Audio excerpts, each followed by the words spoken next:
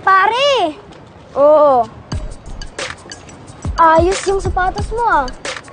Mahal yata yan. Oo nga, mahal yan. Hoy! Walang bastos dito. Teritoryo namin to. Dayo ka lang dito. Gusto lang naman namin makapagkaibigan eh. Diba? Oo nga, may pagkaibigan lang eh. Ay, sorry Tol ah. Nagmamadali kasi ako eh. May Ano bang hinahanap mo? Sige, samahan ka na lang namin. Wag na. Salamat na lang bro. Yabang mo ah!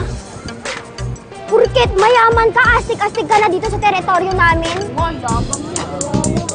Mayaman. Bro, please. Ayaw ko ng gulo. Bro, mumukha mo! Layuan niyo siya! Hoy, ano, magsilayas kayo dito.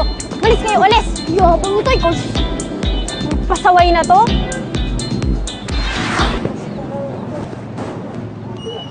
Akin na, Edison. Ano? Hindi, ako na. Ako na.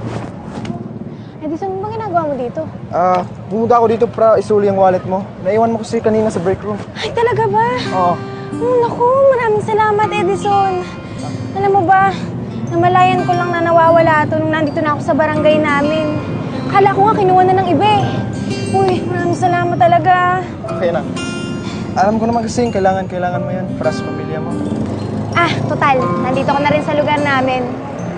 Papakilala kita sa pamilya ko. Sige. I would love to meet them. Ano na din? Paano mo ba nalaman na dito yung lugar namin, Edison? Kasi nakita ko yung address ng bahay niyo sa ID mo.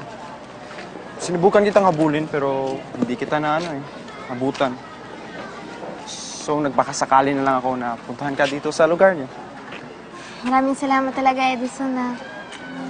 Anything for you, Carla. Mapipos tayo, di ba? Diba? Good. Tara. Ito na. Ito na ang mumunting bahay namin. Ito na yun? Oo.